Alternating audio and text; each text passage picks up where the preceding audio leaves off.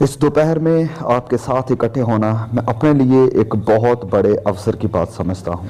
इससे पहले कि हम परमेश्वर के वचनों की सेवकाई में आगे बढ़ें, मैं चाहता हूँ कि हम सब दुआ करें और मैं चाहता हूँ कि आप अपने लिए दुआ करें, क्योंकि इस दोपहर में यहाँ बहुत कुछ चल रहा है जो आप नहीं समझते हैं। और मैं बताना चाहता हूँ कि मैं किस बैकग्राउंड से आ रहा हूँ। मैं प्रचार ऐसे करूँगा कि जैसे मरता हुआ आदमी मरते हुए आदमियों को, बहनों को और जवानों को प्रचार कर रहा हो। और मैं प्रचार ऐसे करूँगा कि जैसे आज के बाद मैं कभी प्रचार नहीं करने वाला हूँ। और मैं आपको आज ऐसी बातें बताऊँगा जो आप में से कुछ लोग गलत समझेंगे। मैं आपको ऐसी बातें बताऊंगा जिसे सुनकर आप में से बहुत से लोग मेरे ऊपर गुस्सा हो जाएंगे। मैं आपको ऐसी बातें बताऊंगा जिनका आप इनकार करेंगे। मैं आपको ऐसी बातें कहूंगा जिन्हें सुनकर आप में से बहुत से लोग कहेंगे कि आपके पास कोई अधिकार नहीं है मुझे ये सब कहने का। लेकिन इससे पहले कि आप कोई निर्णय लें, आपको ये सवाल अपने आप से पूछना है। देखिए, वचन का प्रचार करना एक बहुत ही खतरनाक चीज है। ये मेरे लिए भी खतरनाक है, क्योंकि बाइबल कहती है कि झूठे प्रचारक दुगनी सजा के हकदार होंगे। और अगर मैं यहाँ पर आपको कुछ झूठा प्रचार करता हूँ तो मेरे लिए संकट है।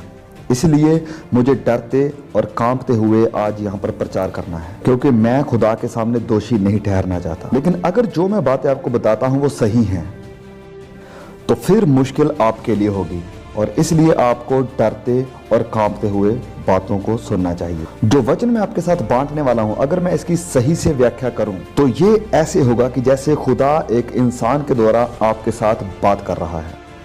तो आपको प्रॉब्लम मेरे साथ नहीं होनी चाहिए, वरन खुदा और उसके वचनों के साथ होनी चाहिए। तो जिस सवाल का निर्णय अभी हो जाना चाहिए वो ये है कि ये बंदा जो हमारे सामने प्रचार कर रहा है, क्या ये झूठा प्रचारक है जहां परमेश्वर का एक सच्चा दास जो हमें सच्चाई बता रहा है।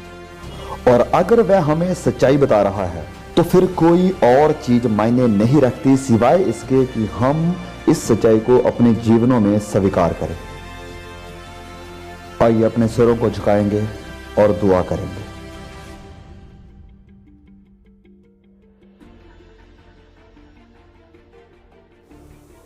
स्वर्गीय पिता, ऐ मेरे बाप, मैं बहुत छोटा हूं और बहुत से कामों में, बहुत सी बातों में कमजोर भी हूं। तू जानता है खुदा, बस तू जानता है क्या ये सूखी हड्डियां फिर से जिंदा हो सकती हैं। तू जानता है खुदा। स्वर्ग पर विराजमान हमारे जिंदा खुदा, मैं दुआ करता हूं कि हमारे ऊपर दया कर, हमारे दिलों को, हमारे मनों को खोल दे। हम इंतजार नहीं कर सकते हैं कि ये लोग खुद अपने मनों को खोलें, क्योंकि वह नहीं खोलेंगे पिता, बस तू खोल सकता है। आज इन लोगों की आंखों को खोल दे पिता, वह बाइबल की सच्चाई को जान सकें। इनके ऊपर अपना मसा कर और उन्हें अपना उद्धार दे, उन्हें विश्वास दे पिता। अपनी महिमा के लिए उन्हें अपने राज्य में लेकर आए पिता। अपने नाम की महिमा के लिए आज ये बड़ा काम कर खुदा। हमारे बीच हम आज तेरी प्रेजेंस को चाहते हैं प्लीज पिता, क्योंकि हमारे पास और कोई उम्मीद नहीं है, कोई और आशा नहीं है। इन बच्चों के जीवनों में कोई और आशा नहीं है पिता, सिवाय इसके कि तू इनके जीवनों में काम करे। आमीन। मैं आज आपको मत्ती अध्याय 7 से सिखाऊंगा। आप अपनी बाइबल को मेरे साथ पढ़ सकते हैं। मत्ती अध्याय 7 वचन 13 से पढ़ेंगे। प्रभु यीशु ने कहा, स्केत फाटक से प्रवेश करो, क्योंकि चौड़ा है वह फाटक और चालक है वह मार्ग जो विनाश को पहुंचाता है, और बहुतेरे हैं जो उससे प्रवेश करते हैं। क्योंकि स्केत है वह फाटक और सकरा है वह मार्ग जो जीवन को पहुंचाता है, और थोड़े हैं जो उसे पाते हैं। झूठे भविष्यवक्ताओं से सावधान रहो, जो भेड़ों के भेष में तुम्हारे पास आते हैं, परंतु अंतर से फाड़ने वाले भेड़िए हैं। उनके फलों से तुम उन्हें पहचानोगे। लोग क्या झाड़ियों से अंगूर व ऊंट कटारों से अंजीर तोड़ते हैं? इसी प्रकार हर एक अच्छा पेड़ अच्छा फल लाता है और ना निकम्मा पेड़ अच्छा फल ला सकता है। जो पेड़ अच्छा फल नहीं लाता वह काटा और आग में डाला जाता है, सो उनके फलों से तुम उन्हें पहचान लोगे। जो मुझसे हे प्रभु कहता है, उनमें से हर एक स्वर्ग के राज्य में प्रवेश ना करेगा, परंतु वही जो मेरे स्वर्गीय पिता की इच्छा पर चलता है। उस दिन बहुतेरे मुझसे कहेंगे, हे प्रभु, क्या हमने तेरे नाम से भविष्यवाणी नहीं की और तेरे नाम से दुष्ट आत्माओं को नहीं निकाला और तेरे नाम से बहुत अचंभे काम नहीं किए? तब मैं उनसे खुलकर कह दूंगा कि मैंने तुमको कभी नहीं जाना। हे कुकर्म करने वालों, मेरे पास से चले जाओ। इसलिए जो कोई मेरी ये बातें सुनकर उन्हें मानता है, वह उस बुद्धिमान मनुष्य की नहीं ठहरेगा जिसने अपना घर चट्टान पर बनाया और मेघ बरसा और बाढ़ें आई और आंधियां चली और उस घर पर टकरें लगी, परंतु वह नहीं गिरा क्योंकि उसकी नींव चट्टान पर डाली गई थी। परंतु जो कोई मेरी ये बातें सुनता है और उन पर नहीं चलता, वह उस निर्बुद्धि मनुष्य की नहीं ठहरेगा जिसने अपना घर भालू पर बनाया और मेघ बरसा और बाढ़ें आई और आंधियां चली और उस घर पर टकरें लगी और वह गिरकर सत्यानाश हो गया। वचनों में जाएंगे और मैं चाहता हूं कि आप इसे वैसे ही देखें जैसे ये असल में है। अपनी तुलना उन लोगों के साथ मत करें जो अपने आप को मसीही कहते हैं, वरन अपनी तुलना परमेश्वर के इन वचनों के साथ करें। जब कोई जवान किसी पास्टर के पास आता है और पूछता है कि मुझे नहीं पता कि मेरा उद्धार हुआ है या नहीं हुआ है, तो वो पास्टर बड़ी आसानी से कह देता है कि क्या तुमने कभी दुआ करके प्रभु यीशु को अपने हृदय में बुलाया है? हाँ बिल्कुल। क्या तुम गंभीर थे? मुझे नहीं पता, शायद हो सकता है। तो फिर शैतान आपके मन में संदेह डाल रहा है। क्या तुमने अपनी बाइबल के पीछे तारीख लिखी थी जैसे कि आपको प्रचारक ने बताया था, ताकि जब कभी भी आपके मन में संदेह आए आप उसे देख सकें? कैसे कैसे अंधविश्वास आ चुके हैं हमारी संस्थाओं में। आपको पता है बाइबल एक मसीह को क्या कहती है कि अपने आप को परखो। वचन के आधार पर अपने आप को परखो कि क्या तुम विश्वास में हो या नहीं। अपने आप को परखो कि क्या तुम मसीह में हो। अगर मैं इस मीटिंग को यहीं पर खत्म करके आपको भेजूं कि हर एक के घर में जाओ और नॉक करो, तो आपको पता आपको यहां पर क्या मिलेगा? इस शहर के 99% लोग आपको वो मिलेंगे जो कहेंगे कि हम विश्वासी हैं, हम क्रिश्चियन हैं। अपने शहर में जाकर ऐसा करो, क्योंकि जब मैं मसीह में आया था तो मैंने भी ऐसे किया था। और आपको पता मैंने क्या पाया कि मेरे शहर के सभी लोग मसीही थे, क्रिश्चियन थे, और 85% लोग उनमें से चर्च नहीं जाते थे, और जो जाते थे उन्हें पवित्रता की कोई परवाह नहीं थी, उन्हें सेवकाई की कोई परवाह नहीं थी, उन्हें संसार से अलग होने की कोई परवाह नहीं थी, और उन्हें सुसमाचार फैलाने की भी कोई परवाह नहीं। लेकिन ब्लेस गॉड कि वो बचाए गए हैं। कैसे बचाए गए हैं? क्योंकि किसी प्रचारक ने, जिसको कि प्रचार कम और अपनी बाइबल को ज्यादा पढ़ना चाहिए था, उसने उन्हें बता दिया कि वह बचाए गए हैं। और उसने ऐसा किया ताकि वो घमंड कर सके कि कितने लोग उसके रिवाइवल मीटिंग में आगे आए थे। मैं आपसे प्यार करता हूं और यहां पर लोग हैं जो आपसे प्यार करते हैं। और अब मैं वचनों में जाऊंगा। अब क्योंकि मैंने आपकी बुनियाद को हिला दिया है, मैं चाहता हूं कि आप मुझे बड़े ध्यान से सुने, परमेश्वर के वचन को ध्यान से सुने और अपने आप से सवाल पूछना शुरू करें। तो सबसे पहले यहां पर लिखा है, स्केत फाटक से प्रवेश करो, क्योंकि चौड़ा है वह फाटक और चालक है वह मार्ग जो विनाश को पहुंचाता है, और बहुतेरे हैं जो उससे प्रवेश करते हैं। तो एक स्केत फाटक है, और हमने हमेशा यही सिखाया है कि फाटक सिर्फ एक ही है, खुदा सिर्फ एक ही है। मनुष्यों और खुदा के बीच सिर्फ एक ही मीडिएटर है, और वो है प्रभु यीशु मसीह ही। हर एक रास्ता रोम की तरफ नहीं जाता। और हमने हमेशा लोगों को यही शिक्षा दी है, जो शिक्षा प्रभु यीशु मसीह ने दी थी कि राह, सच्चाई और जीवन मैं हूं, बिना मेरे द्वारा कोई भी पिता के पास नहीं जाता है। तो मैं इसके लिए परमेश्वर की महिमा करता हूं। और अगर किसी मनुष्य ने उद्धार पाना है तो वो सिर्फ प्रभु यीशु मसीह के द्वारा ही पा सकता है। बस एक ही रास्ता। और आपको यह एहसास होना चाहिए कि बाइबल कहती है कि सबने पाप किया और परमेश्वर के अनुग्रह से रह गए हैं, और आपको इसका कोई अंदाजा नहीं है कि इसका मतलब क्या है। मतलब ये कि हम पाप में पैदा हुए हैं, खुदा से बैर करने वाले, ना कि खुदा को चाहने वाले, खुदा के विद्रोही, उसकी आज्ञाओं को तोड़ने वाले। तो प्रॉब्लम बस यही नहीं है कि हमने पाप किया, वरन ये कि हमने पाप के सिवाय खुदा के लिए कुछ किया ही नहीं।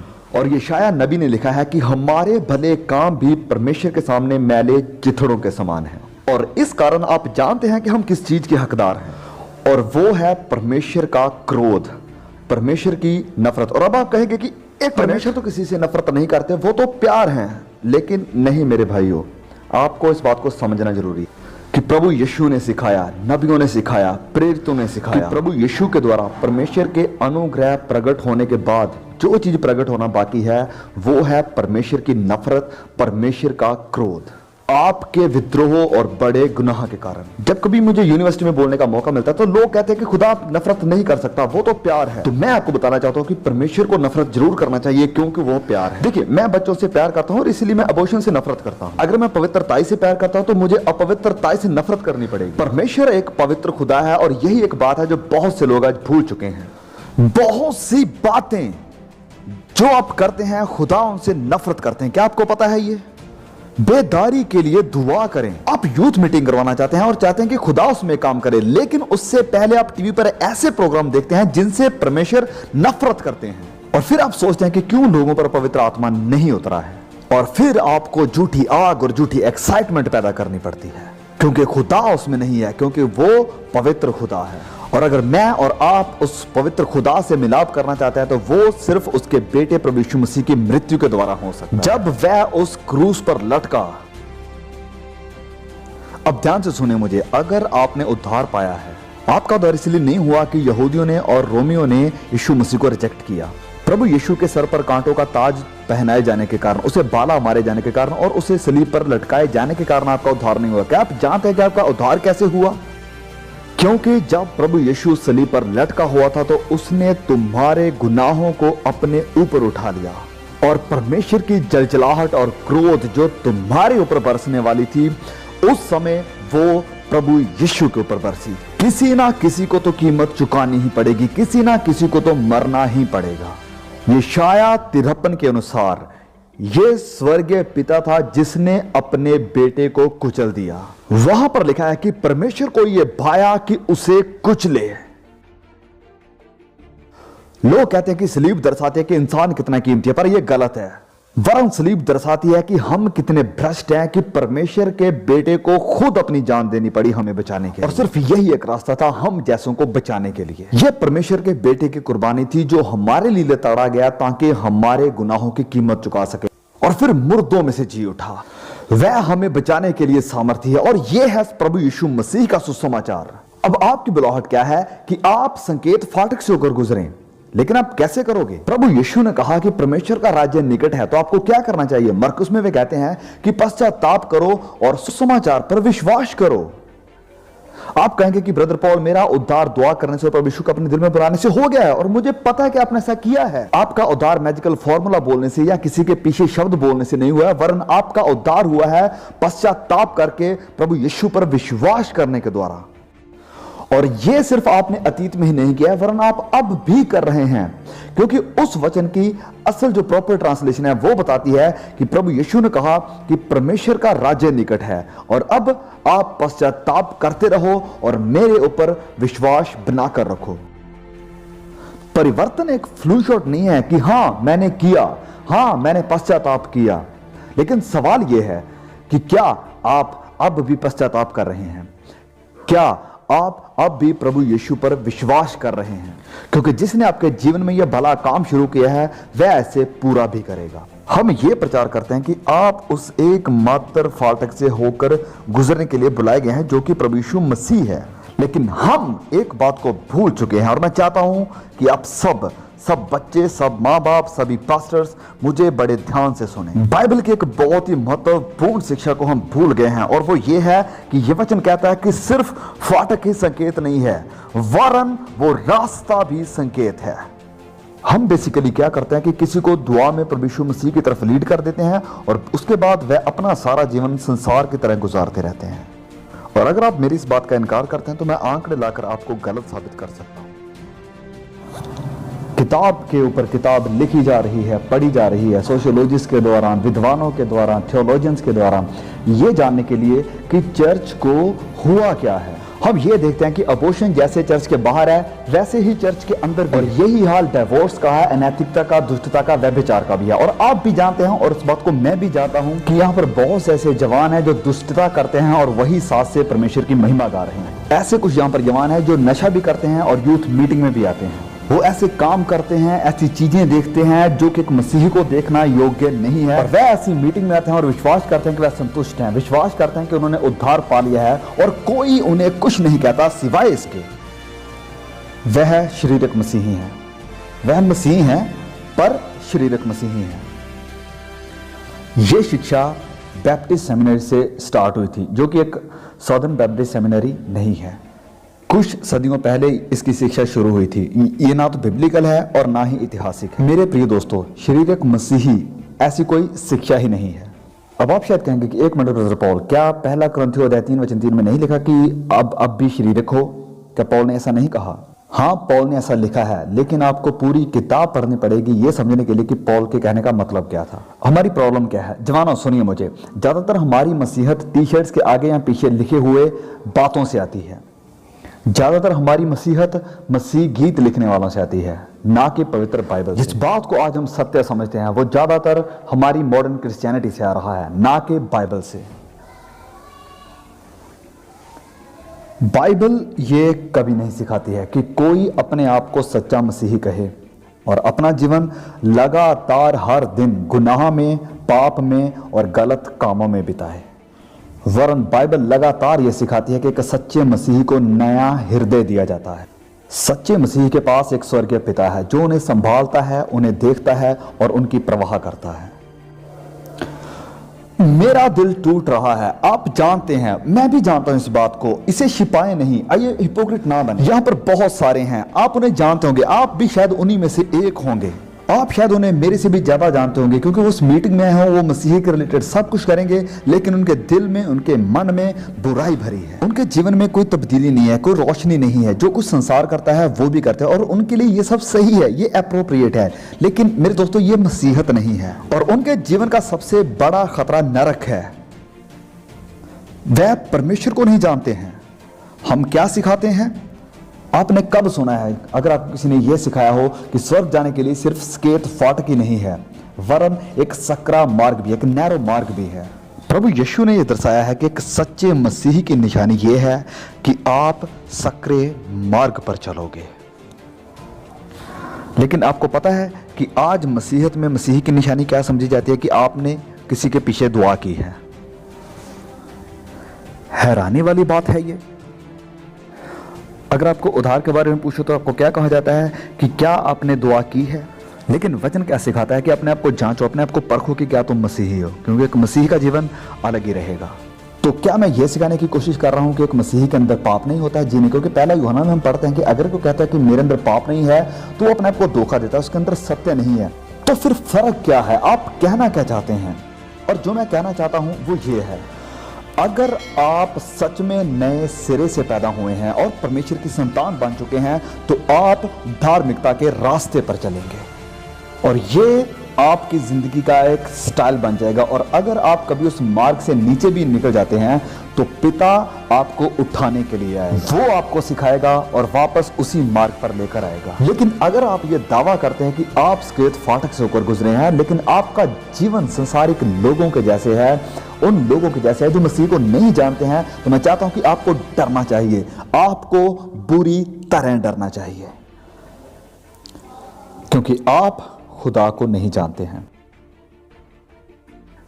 मुझे उन लोगों के बारे में सोचकर डर लगता है जो दूसरे लोगों को कहते हैं कि वह बचाए गए हैं। और अगर आपने ऐसा किया है तो मुझे आपके बारे में सोचकर भी डर लगता है। आप लोगों को मत बताइए कि उन्होंने उद्धार पाया या नहीं, आप लोगों को यह बताइए कि उद्धार पाया कैसे जाता है। खुदा बताएगा कि उन्होंने उद्धार पाया है या नहीं।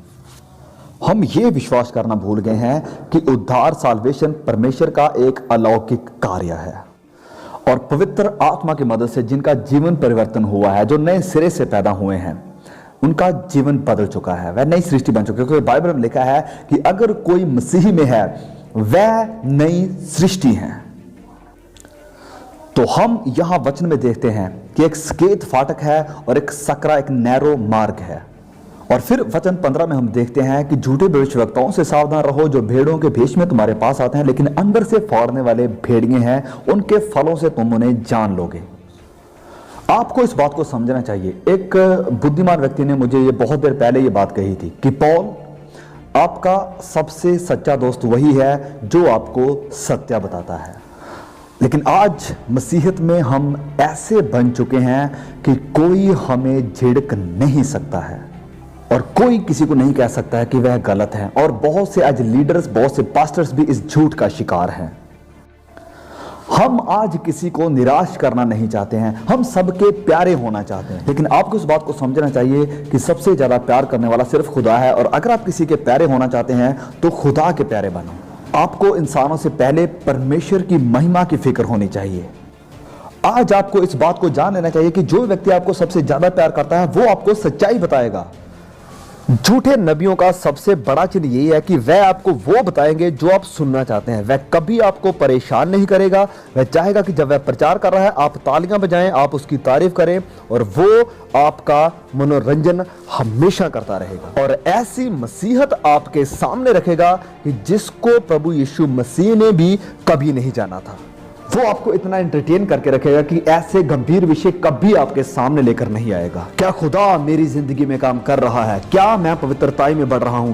क्या मैं सच में नए सिरे से पैदा हुआ हूं? सुनिए मुझे, अगर इस शहर में कोई विश्वास करता है कि मैं बचाया गया हूं, जो कि सच नहीं है, क्योंकि बाइबल बताती है कि थोड़े ही हैं जो प्रवेश करेंगे। आपको कैसे पता कि आप बचाए गए हैं? आपको कैसे पता है कि आप सच में बचाए गए हैं? क्या इसलिए कि किसी ने आपको कह दिया है? क्या इसलिए कि आपने किसी के पीछे दुआ की है? क्या इसलिए कि आपने विश्वास किया? तो मैं आपसे पूछता हूं कि आपको कैसे पता कि आपने विश्वास किया? क्योंकि हर कोई कहता है कि हमने विश्वास किया। आपको कैसे पता कि आप उनके जैसे नहीं हैं? आपको पता है बाइबल क्या बताती है कि आपको कैसे पता चलेगा कि आप बचाए गए हैं?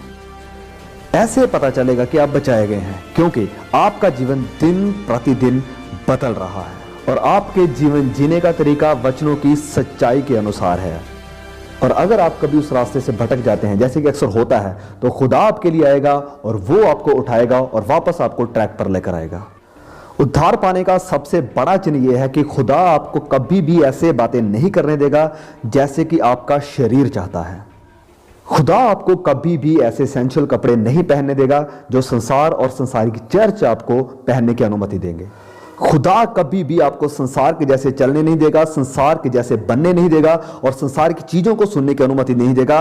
वह आपके जीवन को दिन प्रतिदिन तब्दील करेगा। यहां पर लिखा है, हम आगे बढ़ेंगे, वचन 17 से हम पढ़ेंगे।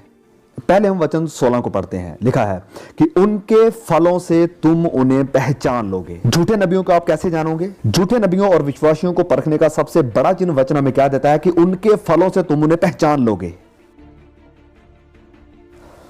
उनके फलों से मेरे दोस्तों, अपने जीवन को देखिए, अपने चलने फिरने के तरीके को देखिए, अपने दिल की चाहतों को देखिए। क्या प्रभु यीशु वहां पर है या फिर उसको आपने बस छोटा सा हिस्सा समझकर अपने जीवन में ऐड करके रखा है? क्या उसकी याद सिर्फ आपको आराधना के समय या संडे को ही आती है? क्या वो आपकी बस एक जरूरत है जहां आपके दिल का एक अहम हिस्सा है? और आप कैसे फल उत्पन्न कर रहे हैं? क्या आप संसारिक जैसे बनना चाहते हैं? क्या आपके पास वो आनंद का अनुभव है जिसे संसार ने आज तक कभी नहीं जाना है? क्या आप गुनाह से प्यार कर सकते हैं और उसे बढ़ावा दे सकते हैं? क्या आप विद्रोह से प्यार कर सकते हैं और उसे बढ़ा सकते हैं? इसका मतलब आप खुदा को नहीं जानते हैं। उनके फलों से तुम उन्हें पहचान लोगे। परमेश्वर के पास ताकत है लोगों को बदलने की। एक बार मेरे साथ कल्पना करके देखिए कि प्रभु यीशु ये अध्याय सिखा रहे हैं और आप वहां पर बैठे उन्हें सुन रहे हैं और वो आपकी तरफ देखते हैं। वो कहते हैं, कांटे कांटे, बस कांटे। क्या अंजीर के पेड़ पर आपने कभी कांटे देखे हैं? नहीं नहीं प्रभु, बिल्कुल नहीं। ऐसा कैसे हो सकता है? आप तो शायद कारपेंटर हैं, इसीलिए आप एग्रीकल्चर के बारे में इतना नहीं जानते हैं। लेकिन अंजीर के पेड़ के ऊपर कभी कांटे नहीं लगते हैं प्रभु। अच्छा तो चलो ठीक है, फिर मैं आपको एक दूसरा सवाल पूछता हूँ। भला कभी आपने अंजीर को या अच्छे फलों को कभी झाड़ियों के ऊपर लगे हुए देखा है? कभी नहीं प्रभु, आप तो मजाक कर रहे हैं। प्रभु ऐसा कभी नहीं हो सकता। आप कभी भी अंजीर के ऊपर कांटे और झाड़ियों के ऊपर कभी अंजीर के पेड़ को कभी नहीं देखेंगे। और अगर कभी कोई आपको बताता है ऐसा, तो आप इस बात को मार्क कर लो कि वो बिल्कुल झूठा है और वो झूठ बोल रहा है। और फिर प्रभु यीशु आपसे कहते हैं, अच्छा तो फिर जो लोग खुद को मेरे चेले कहलाते हैं और बुरे फल उत्पन्न करते हैं, तो क्या उनके लिए भी ये कहना सही नहीं होगा कि या वो झूठ बोल रहे थे और या फिर वह पागल थे? मैं आपको एक दूसरा उदाहरण देता हूं। मैं यहाँ पर लेट आता हूं और स्टेज के ऊपर खड़ा होता हूं और यहाँ पर जितने भी अगुए हैं, जितने भी पास्टर हैं, वो सब मेरे ऊपर गुस्सा होते हैं कि ब्रदर आपको तो अप्रिशिएट करना चाहिए था कि हमने आपको बोलने का मौका दिया और ऊपर से आपने इतना देर कर दिया। भाइयों मुझे प्लीज क्षमा कर दो। क्यों? क्योंकि जब मैं इस हाईवे से चला कर आ रहा था तो मेरी गाड़ी का टायर अचानक पंक्चर हो गया, तो मुझे अचानक से टायर को बदलना पड़ा। लेकिन जब मैं टायर को बदल रहा था तो एक नट अचानक से नीचे गिर गया और मैं भूल गया कि मैं इतने बड़े हाईवे के ऊपर हूं। और जैसे मैं सड़क के बीचों बीच खड़ा था तो पीछे से एक बहुत बड़ा हैवी ट्रक आया और उसने आकर मुझे टक्कर मार दी और इसलिए मैं यहां पर आपके पास लेट पहुंचा हूं। अब यहां पर सिर्फ 2 तर्क होंगे। अब मुझे पता है कि अब तर्क की तो कोई पढ़ाई नहीं करता है, लेकिन फिर भी यहां पर तर्क के आधार पर सिर्फ 2 कंक्लूजन्स हो सकती हैं। पहला ये कि मैं झूठा हूं और दूसरा कि मैं पागल हूं। आप कहेंगे कि ब्रदर पॉल ये क्या मजाक है, ब्रदर पॉल ऐसे हो ही नहीं सकता, ये इम्पॉसिबल है कि इतने बड़े ट्रक ने आपको टक्कर मार दी लेकिन आपके शरीर के ऊपर कोई बदलाव नहीं आया। लेकिन मैं आपसे पूछना चाहता हूं कि बड़ा क्या है, ट्रक या खुदा? लेकिन यह कैसे हो सकता है कि आज कितने लोग यह दावा करते हैं कि वह प्रभु यीशु मसीह के साथ मेल खा चुके हैं लेकिन फिर भी उनके जीवन में कोई बदलाव नहीं आया है? मैं कुछ बातें आपके सामने रखता हूं और आप सोचिए। आप जानते हैं कि मैं आपको सच्चाई बता रहा हूं। कितनी बार आप अपने जीवन को बार बार और बार बार समर्पित करते रहते हो। कई बार कितने जवान ऐसी सभाओं में आते हैं और बहुत एक्साइटेड हो जाते हैं बाद में और वापस अपने चर्च में जाते हैं और ये एक्साइटमेंट सिर्फ 1 हफ्ता या 1.5 हफ्ता रहती है और लोग कहते हैं कि वाह परमेश्वर का कितना बढ़िया कार्य था। लेकिन नहीं, अगर ये पूरी जिंदगी भर नहीं रहा तो ये परमेश्वर का कार्य नहीं था, ये बस भावनाएं थी। वहां पर बहुत कुछ था लेकिन ये परमेश्वर का कार्य नहीं था। क्या परमेश्वर ने आपके जीवन में कार्य किया है? क्या वो परमेश्वर आपके जीवन में अभी भी कार्य कर रहा है? उनके फलों से तुम उन्हें पहचान लोगे। उनके फलों से तुम उन्हें पहचान लोगे। अब आगे बढ़ते हैं। वचन 19, जो पेड़ अच्छा फल नहीं लाता वह काटा और आग में डाला जाता है, उनके फलों से तुम उन्हें पहचान लोगे। देखिए यहां इब्रानी लिटरेचर के बारे में आपको बताता हूं। जब मैं और आप किसी बात पर जोर देना चाहते हैं तो पता हम क्या करते हैं, हम अपनी आवाज को उठाते हैं और जब हम लिखते हैं तो हम इसे बोल्ड कर देते हैं या इसे कैपिटलाइज कर देते हैं। लेकिन इब्रानी लिटरेचर में यह थोड़ा अलग है। वो जब किसी बात पर जोर देना चाहते हैं तो वो इसे दोहराते हैं और यही चीज आपको नीति वचन में देखने को मिलती है। दुष्ट नहीं ठहरेगा, दुष्ट नाश हो जाएगा। वह एक ही बात को कह रहा है लेकिन बार बार एक ही चीज के ऊपर जोर देकर बता रहा है और यही काम प्रभु यीशु मसीह यहां पर कर रहे हैं कि उनके फलों से तुम उन्हें जानोगे, उनके फलों से तुम उन्हें पहचानोगे, उनके चाल चलन से तुम उन्हें जानोगे, उनके फलों से तुम उन्हें जानोगे, उनके फलों से तुम उन्हें पहचानोगे। और वो कहता है कि अगर कोई पेड़ अच्छा फल नहीं देता तो वो काटा जाता है और आग में डाला जाता है। वो यहां पर क्या बात कर रहे हैं? तो मेरे दोस्तों वो बात कर रहे हैं खुदा के न्याय की, जो एक दिन इस पृथ्वी पर सबके ऊपर बरसने वाला है और यह न्याय शायद यहां पर बैठे कितने लोगों के ऊपर आने वाला है। मेरे प्यारे दोस्तों, मैं आपके दिल के अंदर नहीं देख सकता हूं। मेरा तो अपना दिल कई बार मुझे धोखा दे जाता है, लेकिन कोई एक है जिसे कोई धोखा नहीं दे सकता। उसे कोई धोखा नहीं दे सकता और ना ही उसे आज की ये मसीहत धोखा दे सकती है। वह जानता है उनके फलों से तुम उन्हें पहचान लोगे। फिर आगे लिखा है, यहां पर लिखा है वचन 21 में लिखा है, जो मुझसे हे प्रभु कहता है उनमें से हर एक स्वर्ग के राज्य में प्रवेश नहीं करेगा वरन वही जो मेरे पिता की इच्छा पर चलता है। आपको पता है आप जो मसीह होने का दावा करते हैं इसकी कीमत क्या है? कुछ नहीं, कुछ भी नहीं। हाँ, क्या आपने वो वचन पढ़ा जो भी पढ़ा गया था? इस वचन की अच्छे से स्टडी करें। वहां पर लिखा है कि हर एक जो मुझे हे प्रभु कहता है, हर एक जो मसीह होने का दावा करता है वह परमेश्वर के राज्य में प्रवेश नहीं करेगा। बहुत से ऐसे लोग होंगे जो हे प्रभु कहेंगे, लेकिन परमेश्वर के राज्य में प्रवेश नहीं कर पाएंगे। मेरे प्यारे बच्चों, क्या आप उनमें से एक हैं? हे प्रभु। अब चलिए वापस इब्रानी लिटरेचर में जाते हैं। वहां पर लिखा है हे प्रभु।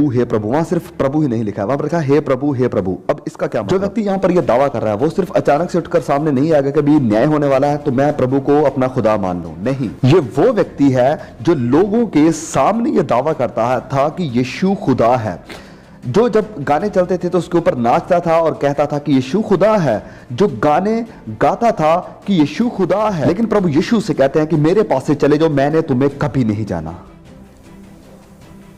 आपको पता है बिली ग्राम बहुत ही नम्र और प्यार करने वाले एक शख्स हैं।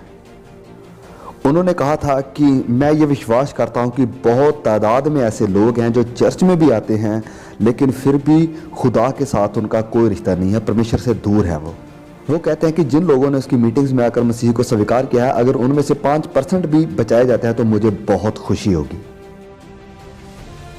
जब मैं नाइजीरिया में था, पिछले साल मैं नाइजीरिया में था और एक माँ को मिलने के लिए मैं गया वहाँ पर, जो हमारे चर्च का एक हिस्सा थी, और उसका बेटा मुसलमानों के द्वारा मारा गया था क्योंकि वह यीशु पर विश्वास करता था। अगर आप नाइजीरिया में हैं तो आप अच्छी तरह से जानते हैं कि अगर आप प्रभु यीशु पर विश्वास लाते हैं तो आप ये निश्चय जान लें कि आपके साथ भी ऐसा हो सकता है।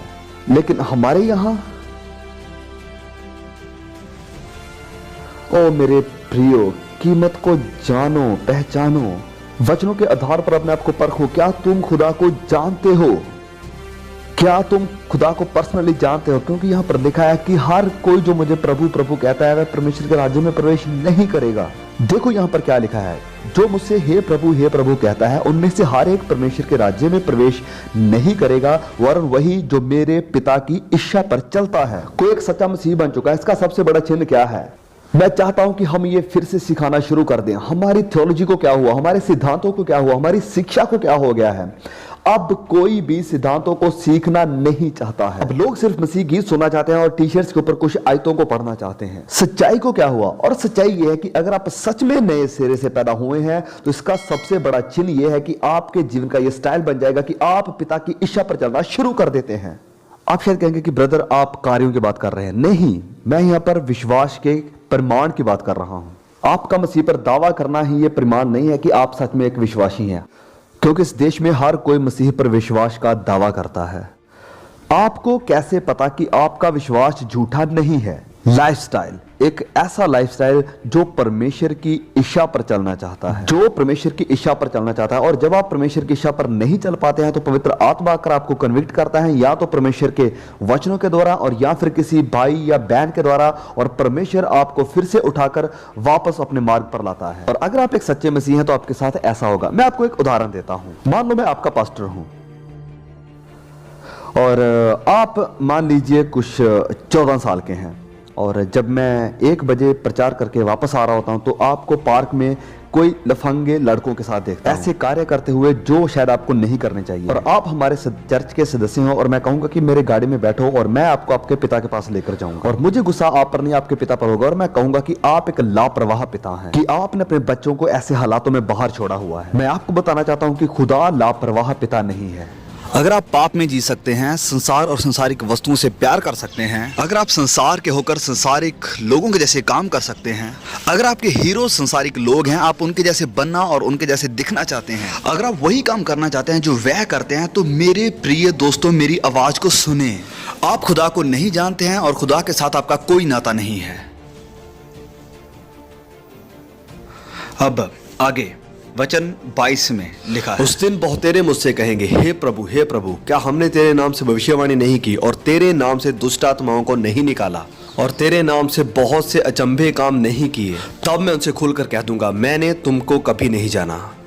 हम कहते हैं कि इस संसार में प्रभु यीशु मसीह को जानना सबसे महत्वपूर्ण बात है, लेकिन ये सत्य नहीं है। वरन महत्वपूर्ण बात यह है कि क्या प्रभु यीशु आपको जानते हैं। मैं राष्ट्रपति भवन में यह कहते हुए नहीं जा सकता हूं कि मैं राष्ट्रपति को जानता हूं, वरन वह लोग मुझे तभी अंदर जाने देंगे अगर राष्ट्रपति खुद बाहर आए और कहे कि मैं पॉल वॉशर को जानता हूं। आप प्रभु यीशु पर विश्वास का दावा कर सकते हैं, लेकिन मेरा सवाल यह है कि क्या आप प्रभु यीशु को जानते हैं? क्या प्रभु यीशु आपको जानते हैं?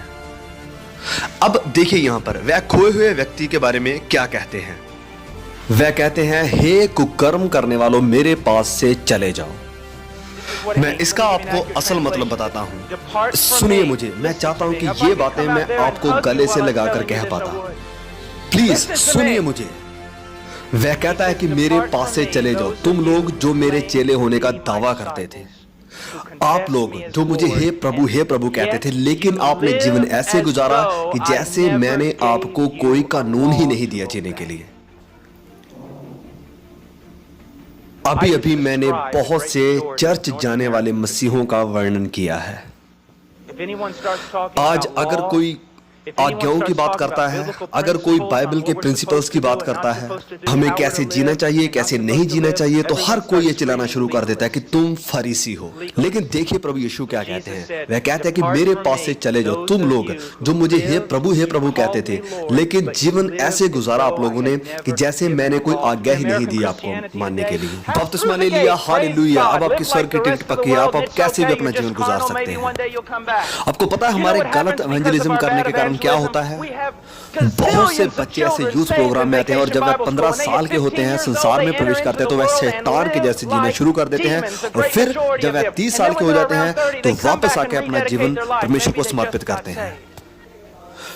क्योंकि मेरे प्रियो लोगों को यह कहना कि आप बचाए गए हैं इस आधार पर कि आप प्रभु यीशु पर विश्वास करते हैं, उसे खुदा मानते हैं, ये काफी नहीं है। क्योंकि शैतान भी प्रभु यीशु पर विश्वास करता है, उसे खुदा मानता है। क्या आपका जीवन तब्दील हो रहा है? फिर वह आगे बढ़ता है और दो व्यक्तियों की, दो नींवों की बात करता है। आजकल इस अध्याय को देखिए, इतिहास पढ़ने से थियोलॉजी पढ़ना ज्यादा महत्वपूर्ण है।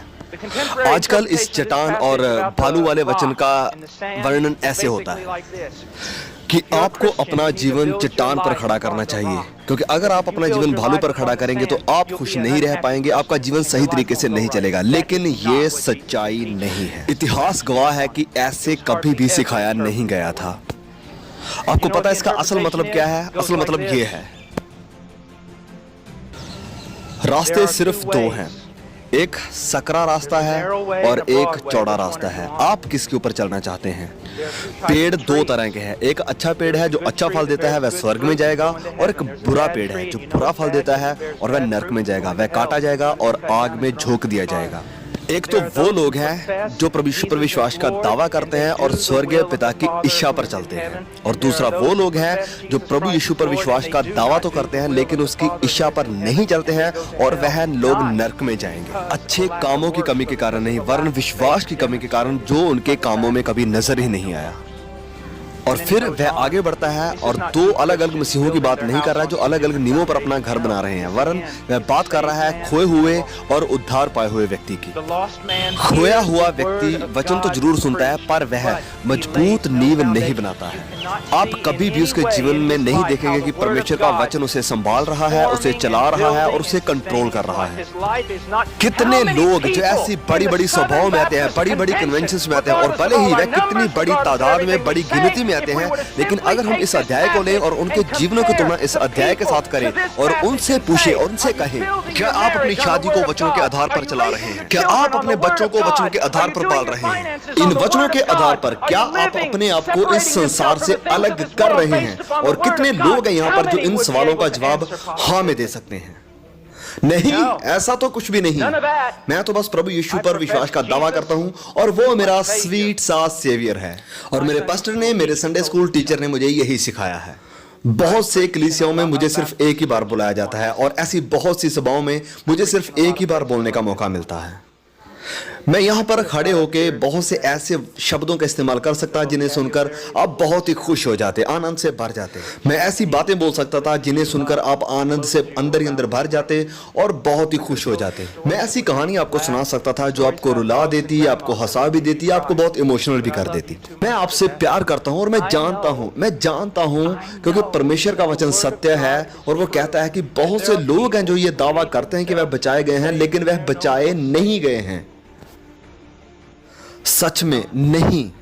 मैं जानता हूं कि आप में से कुछ ऐसे लोग हैं जो कहते हैं कि मैंने उद्धार पाया है क्योंकि मैं अपने बाकी यूथ ग्रुप के लोगों के जैसे दिखता हूं। लेकिन आपको कैसे पता कि आपका वो यूथ ग्रुप ने उद्धार पाया है? आप कहते हैं मैं अपने माँ बाप के जैसे हूं, अपने पास्टर के जैसे हूं, लेकिन इन सब का क्या मायना है? न्याय के दिन आपको इन सब के कारण नहीं बचाया जाएगा। मेरा सवाल आपके लिए प्रियो ये है, मेरे बच्चों, मेरा सवाल ये है, आप में से कुछ लोग मेरे बच्चे भी हो सकते हैं और मैं प्रार्थना करता हूं कि एक दिन मेरे बच्चे ऐसे स्थान पर, ऐसी मीटिंग में खड़े हों और कहें कि बहुत हुआ ऐसी मसीहत का। आइए गहराई में जाएं, परमेश्वर का वचन क्या कहता है, आपका व्यक्तिगत जीवन कैसा है परमेश्वर की पवित्रताई के सामने। मेरे प्रियो, उस न्याय के दिन, मेरे प्यारे बच्चों, मेरी प्यारी बच्चियों, उस न्याय के दिन क्या आपका यह दावा सच्चा ठहर पाएगा? क्या आप नए सिरे से पैदा हुए हैं? मैं ये नहीं कह रहा कि आप कहें कि मुझे लगता है कि मैंने उद्धार पाया है, क्योंकि ऐसा मार्ग है जो ठीक दिखाई पड़ता है परंतु उसके अंत में मृत्यु है। ओ, मेरा मन कहता है कि मैं बचाया गया हूं, लेकिन क्या आपने कभी पढ़ा है कि मन सब वस्तुओं से ज्यादा धोखे देने वाला है? क्या आपको वचनों की गवाही के अनुसार नहीं जाना चाहिए? कुछ लोग कहेंगे कि मैंने उद्धार पाया क्योंकि मेरे पास्टर ने, मेरे घर वालों ने मुझे बताया था कि मैंने उद्धार पा लिया है। लेकिन मैं आपको यह कह रहा हूं कि परमेश्वर का वचन आपको क्या कहता है। देखिए, हम बहुत बात करते हैं सुधारवादी या रेडिकल मसीह होने की। रेडिकल, सुधारवादी मसीही। रेडिकल मसीह वो नहीं है जो कॉन्सर्ट्स में ऊंचे ऊंचे जंप्स लगाते हैं। रेडिकल मसीह वो नहीं है जो क्रिश्चियन टी शर्ट्स पहनते हैं। वरन रेडिकल सुधारवादी मसीह वो हैं जो पवित्र आत्मा के फलों को दर्शाते हैं। रेडिकल मसीह वो हैं जो अपने माँ बाप की इज्जत करते हैं, उनका सम्मान करते हैं। रेडिकल यानी सुधारवादी मसीह। अब ध्यान से सुनिए, मुझे पता है कुछ लोगों को अब गुस्सा आने वाला है, पर सुनिए, सुधारवादी रेडिकल मसीह वो हैं, वो लड़के, वो लड़कियां हैं जो सेंसुअल कपड़े नहीं पहनते हैं लोगों को अपना बदन दिखाने के लिए।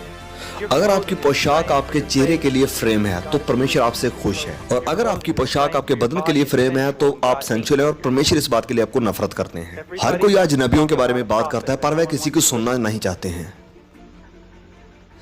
मैं मसीहत की बात कर रहा हूं। मैंने जंगलों में, एंडीज पहाड़ों की सर्दियों में अपना जीवन गुजारा है। मैंने लोगों को मरते हुए देखा है। एक छोटा बच्चा एंड्रयू मोमिन, मुसलमानों ने उसके पेट में 5 गोलियां मारी, उसे रास्ते पर छोड़ दिया और वह डर रहा था, रोता था कि मैं अपने विश्वास को नहीं छोड़ सकता हूं, पर मैं डर रहा हूं, मुझे मत मारिए। मैं प्रभु यीशु का इनकार नहीं कर सकता हूं, प्लीज मुझे छोड़ दीजिए, मुझे मत मारिए। और आप बात करते हैं रेडिकल मसीह होने की क्योंकि आप क्रिश्चियन टी शर्ट पहनते हैं, क्योंकि आप ऐसी मीटिंग में आते हैं। मैं बात कर रहा हूं पवित्रताई की, मैं बात कर रहा हूं धार्मिकता की। आपको पता है ये परमेश्वर का कितना बड़ा कार्य होगा अगर आप सब ये मान लें, अगर मैं भी ये मान लूं पवित्र आत्मा की कन्विक्शन से, और अपने घुटनों पर आए और रोए क्योंकि हमने वो चीजें देखी जिनसे परमेश्वर नफरत करते हैं, क्योंकि हम वो पहनते हैं जिनसे परमेश्वर नफरत करते हैं। हम संसार के जैसे दिखना और संसार के जैसे चलना चाहते हैं, और हम ये सब करते हैं और हम ये नहीं जानते कि हम क्या कर रहे हैं, क्योंकि हम परमेश्वर के वचनों को नहीं जानते हैं। भले ही हम बाइबल के सारे सिद्धांतों को जानने का दावा करते हैं, फिर भी हम सिर्फ दृष्टांतों को जानते हैं, बाइबल की कहानियों को जानते हैं और कुछ जरूरी वचनों को जानते हैं। ओ परमेश्वर का आत्मा यहां जुम्बिश करे ताकि हम पाप से मुड़े और उन चीजों को छोड़ दें जिनसे परमेश्वर नफरत करते हैं, और फिर हम परमेश्वर की तरफ भागें, उसकी महिमा करें और उसकी तारीफ करें और उसे प्यार करें। ओ चाहता हूं कि परमेश्वर यहाँ पर सेवकों को खड़ा करे। मेरी ये इच्छा नहीं है जो इच्छा आपके माँ बाप की है। आपके माँ बाप चाहते हैं कि आपकी सुरक्षा हो, आपके पास पैसा हो और आपके पास अच्छा घर हो। वह आपके लिए गाड़ियां और इज्जत सम्मान चाहते हैं, लेकिन मेरी इच्छा आपके लिए वही है जो मेरे बच्चों के लिए, कि एक दिन वह मसीही का झंडा उठाए और उसे उस चट्टान पर जाके खड़ा करे जहां आज तक पहले कोई नहीं गया है, और वहां पर खड़ा होकर कहे कि प्रभु यीशु ही उद्धार करता है, मुक्तिदाता है। भले ही इसके लिए उसे अपनी जान से हाथ धोना पड़े। कोई भी 18 साल का ऐसा नहीं है जो मुझे आकर कहे जो मैंने कहा था जब मैं जवान था, कि मैं जंगलों में जा रहा हूं, मैं पहाड़ों में जा रहा हूं, और वो कहते थे कि तुम वहां नहीं जा सकते, तुम पागल हो, ये एक युद्ध है, तुम वहां मारे जाओगे। लेकिन मैं वहां जाऊंगा, और अगर मेरा बेटा ऐसे कहेगा तो मैं उसका बैग तैयार करूंगा और कहूंगा जाओ जाओ, परमेश्वर तुम्हारे साथ हो, और अगर तुम वहां मर भी जाते हो तो मैं तुम्हें स्वर्ग में मिलूंगा और खुश होऊंगा।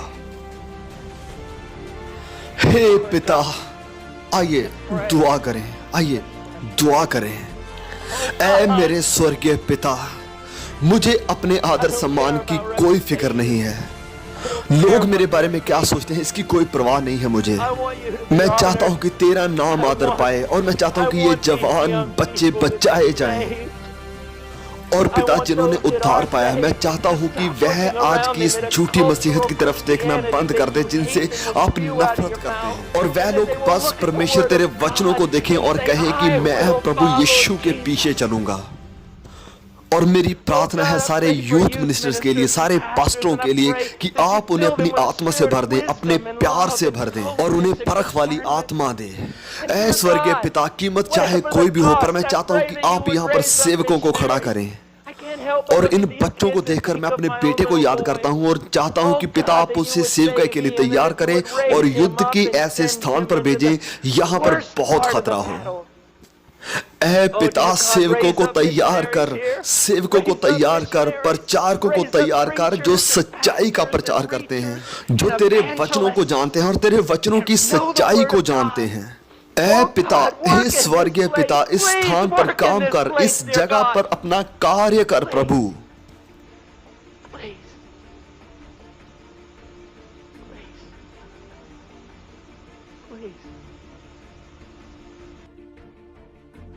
आप जहां कहीं भी अपने सर को झुकाए हुए हैं, क्या ऐसा कोई है जो ये कहेगा, ब्रदर पॉल, मैं झूठा जीवन गुजार रहा था, मैं मसीह होने का दावा तो करता था, पर मैं संसार को बहुत प्यार करता था, संसारिक चीजों से प्यार करता था, संसारिक म्यूजिक को पसंद करता था, संसार की हर वस्तु मुझे आकर्षित करती थी, लेकिन अब मैं उससे नफरत करता हूं। यह सब बहुत हुआ, अब मैं तंग आ गया हूं इससे। मैं बचना चाहता हूं, मैं नए सिरे से पैदा होना चाहता हूं। मैं चाहता हूं कि आप अपनी जगह पर खड़े हो जाएं। ब्रदर पॉल, मैं उद्धार पाना चाहता हूं। आमीन। कोई और है जो कह रहा है मैं बचना चाहता हूं।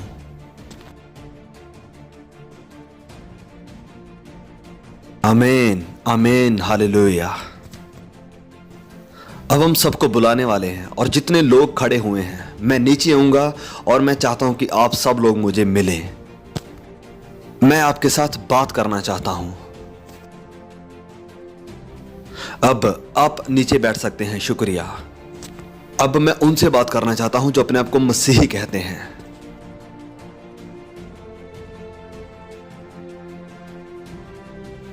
क्या आपके जीवन से परमेश्वर की महिमा हो रही है? क्या आप वचनों से देख रहे हैं कि आपका जीवन कैसा होना चाहिए?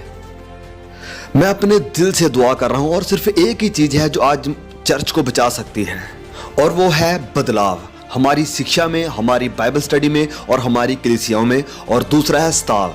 सिर्फ यही है जो आज कलीसिया को बचा सकता है। मेरी दुआ है कि आप वचनों की तरफ मुड़े। मेरी ये दुआ है। हे जवानों, सुनिए मुझे। आप कहेंगे कि मैं अपने माता पिता के साथ कैसे रहूं, तो आप परमेश्वर के वचनों में जाएंगे और पढ़िए और उसका पालन करिए। आप पूछेंगे कि मैं कपड़े कैसे पहनूं, तो आप परमेश्वर के वचनों में जाइए और पढ़िए और उसका पालन कीजिए। अपने हर कार्य, बात और ख्याल को प्रभु यीशु के अधीन लाएं। अब मैं नहीं कहूंगा कि आप खड़े हों और आगे आएं, क्योंकि मैं तंग आ चुका हूं। लोग बार बार आगे आते हैं और फैसला लेते हैं और यह सिर्फ थोड़े समय के लिए रुकता है। मैं यहां पर इसलिए नहीं हूं कि मैं अपने मैगजीन में लिख सकूं कि कितने लोग मेरे क्रूसेड में आगे आए थे। मैं चाहता हूं कि आप अपने घर जाओ और अपने पूरे दिल से प्रभु यीशु के लिए अपना जीवन गुजारो। अगर आपको काउंसिल चाहिए, अगर आप कहते हैं कि ब्रदर पॉल, मैं प्रभु यीशु के जैसे जीना चाहता हूं, उसके लिए जीना चाहता हूं, लेकिन मुझे नहीं पता कैसे, मुझे नहीं पता कि कैसे जीऊं, तो फिर मैं आपको आगे बुलाऊंगा। और फैसला करने के लिए नहीं कि आप फैसला करें। अगर आप फैसला करना चाहते हैं तो आप जहां पर बैठे हो वहीं आप फैसला कर सकते हैं। अगर आप किसी को बताना चाहते हैं तो अपने पास्टर को बताइए, अपने यूथ मिनिस्टर को बताइए जाके। और अगर आपका फैसला सच्चा है तो ये हमेशा के लिए रहेगा। और फिर हम जाने कि ये परमेश्वर की तरफ से था। हर कोई जो यहाँ मौजूद है, सुनिए मुझे, अगर आपने फैसला लिया प्रभु यीशु के पीछे चलने का, प्रभु यीशु से उद्धार पाने का, तो ये अगर सच्चा है तो ये हमेशा के लिए रहेगा। और अगर ये सच्चा नहीं था तो ये 1 हफ्ते के बाद, 2 हफ्ते के बाद आपका जीवन फिर वैसे ही हो जाएगा जैसे आप पहले थे। और इस मीटिंग से आपको कुछ भी हासिल नहीं हुआ। अगर आपने सच में इस जगह से परमेश्वर से कुछ हासिल किया है तो ये हमेशा के लिए रहेगा। और अगर आप इससे भागना भी चाहेंगे तो आप नहीं भाग पाओगे। मैं आपसे प्यार करता हूं, मैं आपसे बहुत प्यार करता हूं। मैं चाहता हूं कि आइए हम सब अपनी जगह पर खड़े